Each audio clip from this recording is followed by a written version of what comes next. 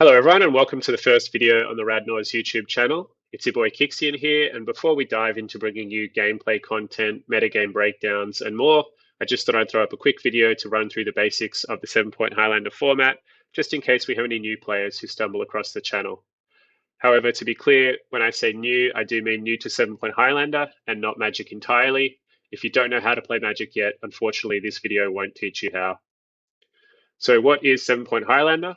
It's a community-driven way to play Magic the Gathering, and it's Australia's largest eternal format, meaning it uses the entire vintage card pool, and the only cards that are banned are the ones on the vintage ban list, which you can see on the screen here. It's also a singleton format, so while you can put extremely powerful cards such as Black Lotus or Time Walk into your deck, you only get one of them, and this is true for any card. Similarly, while you can put powerful cards like Black Lotus into your deck, you can't put all of the powerful cards into your deck at the same time because we use a point system to balance the format. The result is a very high-powered format that occasionally allows for extremely broken plays, however also remains balanced due to the careful curation of the points list. It's a 60-card minimum deck and a 15-card sideboard, and while I will run through the points list later in this video, this is not a static thing. The points list changes over time. So your best bet for finding up-to-date information is to check out the 7-Point Highlander website, which is 7ph.com.au. The format is almost as old as Magic itself and can trace its origins to an article in the Duelist magazine in July of 1996, which outlines how to play the Elder Dragon Legend Wars, a prototype version of Commander, which of course is now Magic's most popular format.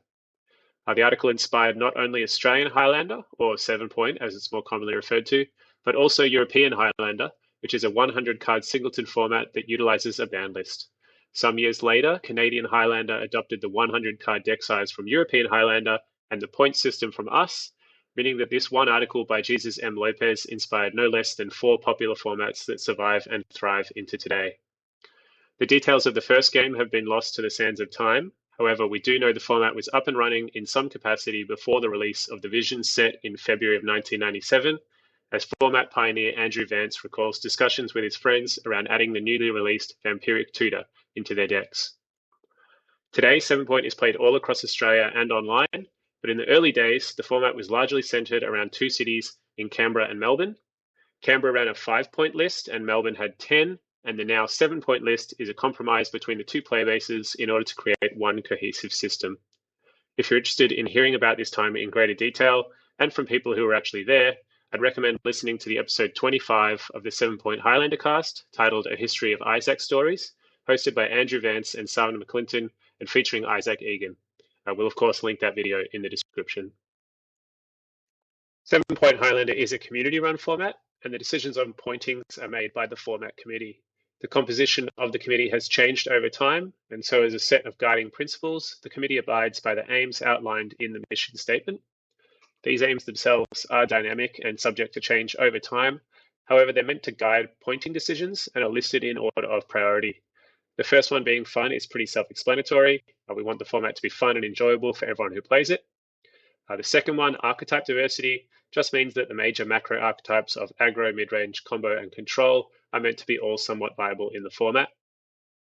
Third is deck diversity. The aim here is that no one deck is taking up an outsized meta share and to avoid homogenization towards a solved format.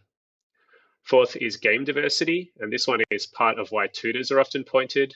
It's a singleton format which breeds diversity in gameplay, and tutors often work to reduce this diversity.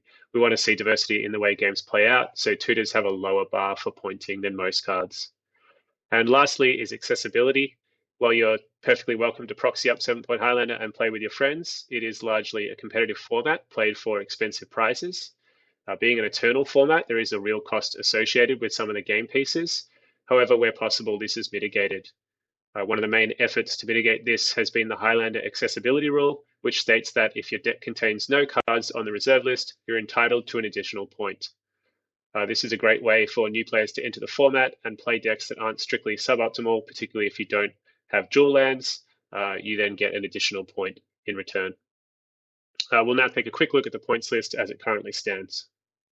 So as we covered, you get 7 points to spend, or 8 if you're not playing any reserve list cards. If you'd like to spend 5 of your points on one single card, there's 3 of those that you can sleeve up. They are Ancestral Recall, Mana Crypt, and Time Walk. For 4 points, you could play Black Lotus, Thassa's Oracle, or Time Vault. At 3 points, we have a host of options, so you could play any of the original Moxen or Sol Ring. You have Flash, Underworld Breach, Vampiric Tutor, White Plume Adventure, or Lutri or Luris as your companion. If you want to play these 2 cards in the main deck, they're 0 points. 2 points, you have Channel, Demonic Tutor, Gush, Imperial Seal, Minskimbu, Nadu, Tolarian Academy, Treasure Cruise, Uro, and Renin 6.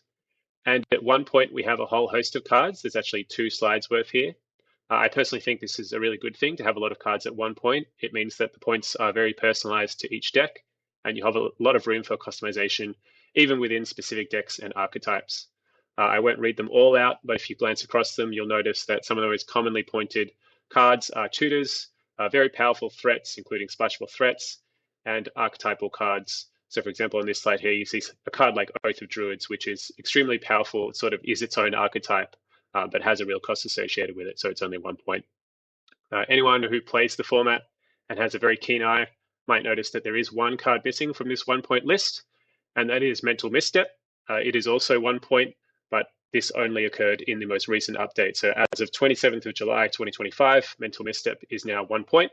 It's a very powerful card in an Eternal format that demands efficiency, has a lot of high-value targets, and this card in particular, because of its free-to-cast nature, homogenizes deck building. We were seeing it in about 80 to 90% of lists, leading into the Edge of Eternity's points update. So if you're interested in playing the format and you want to know where you can play, the short story is pretty much any major Australian city is going to have a 7-point Highlander scene, or you can play on Magic Online.